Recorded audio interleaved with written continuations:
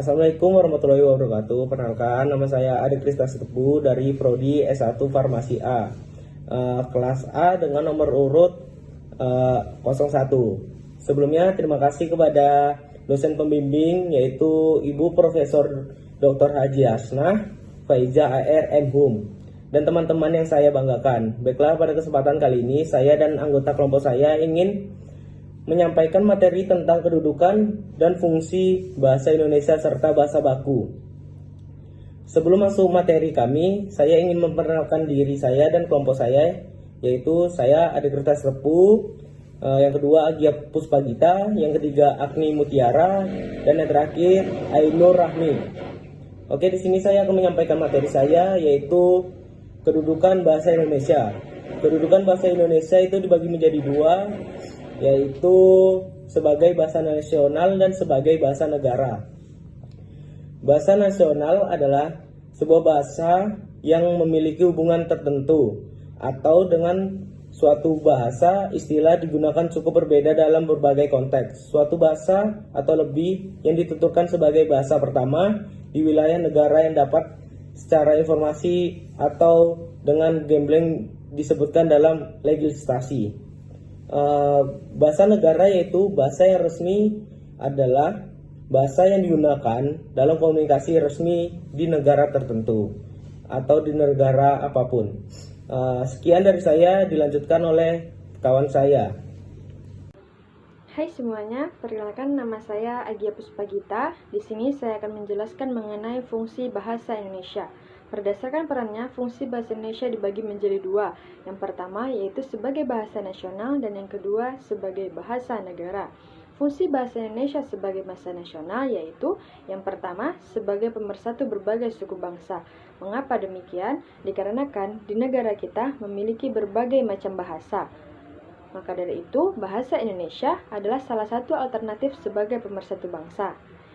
Yang kedua yaitu sebagai identitas nasional. Mengapa disebut sebagai identitas nasional?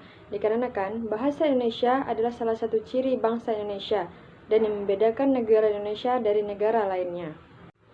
Selanjutnya yaitu fungsi bahasa Indonesia sebagai bahasa negara. Fungsi bahasa Indonesia sebagai bahasa negara yang pertama yaitu sebagai bahasa resmi kenegaraan. Mengapa disebut sebagai bahasa resmi kenegaraan? Karena bahasa Indonesia adalah bahasa resmi bangsa Indonesia. Yang kedua, yaitu sebagai bahasa pengantar pendidikan. Mengapa disebut sebagai bahasa pengantar pendidikan? Karena bahasa Indonesia adalah bahasa pertama dalam dunia pendidikan dan dijadikan sebagai bahasa dalam lembaga-lembaga pendidikan. Hai semuanya, perkenalkan saya Agni Mutiara. Di sini saya akan melanjutkan pembahasan yaitu mengenai bahasa baku. Apa itu bahasa baku? Bahasa baku adalah kata-kata yang ejaan dan pelafalannya sudah sesuai dengan kaidah bahasa Indonesia dalam Kamus Besar Bahasa Indonesia.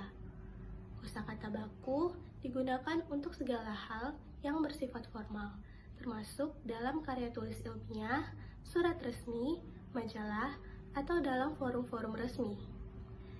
Sedangkan kata tidak baku adalah kosakata yang ejaan dan pelafalannya tidak sesuai dengan Kamus Besar Bahasa Indonesia. Biasanya, kosakata tidak baku berasal dari bahasa daerah atau dari kata baku dengan pelafalan yang tidak sesuai. Kata tidak baku lazim digunakan dalam percakapan sehari-hari, tetapi tidak dapat digunakan dalam konteks formal.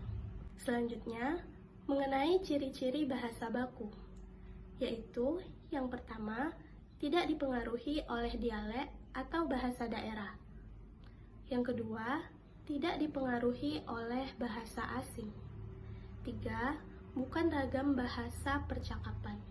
Kemudian yang keempat, tidak mengandung pleonasme, yaitu penambahan kata yang tidak perlu. Dan yang terakhir, tidak hiperkorektif, yaitu mengoreksi kata atau frasa secara berlebihan sehingga justru menjadi salah. Perkenalkan, nama saya Ainur Rahmi. Saya akan memberikan beberapa contoh tentang perbedaan bahasa baku dan tidak baku.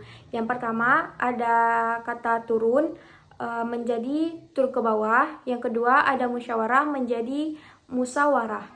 Pada materi kali ini dapat disimpulkan yang pertama, bahasa adalah sistem lambang bunyi ujaran yang arbitrary yang digunakan untuk berkomunikasi oleh masyarakat pemakainya. Yang kedua, bahasa Indonesia dinyatakan pada tanggal 28 Oktober 1928 bertepatan dengan Kongres Sumpah Pemuda. Bahasa Indonesia digunakan dalam penulisan karya ilmiah dan publikasi karya ilmiah yang terdapat pada Peraturan Presiden Republik Indonesia Nomor 63 Tahun 2019 Pasal 31 Ayat 1 yang berbunyi, bahasa Indonesia wajib digunakan dalam penulisan karya ilmiah dan publikasi karya ilmiah di Indonesia. Yang ketiga, pada naskah Sumpah Pemuda yang ketiga yang berbunyi, kami putra-putri Indonesia menjunjung bahasa persatuan yaitu bahasa Indonesia. Maka ditetapkan bahasa Indonesia sebagai bahasa nasional. Yang keempat, bahasa baku yang dapat diartikan sebagai kata atau kalimat yang sesuai dengan standar penulisan kaidah bahasa Indonesia. Sekian, terima kasih.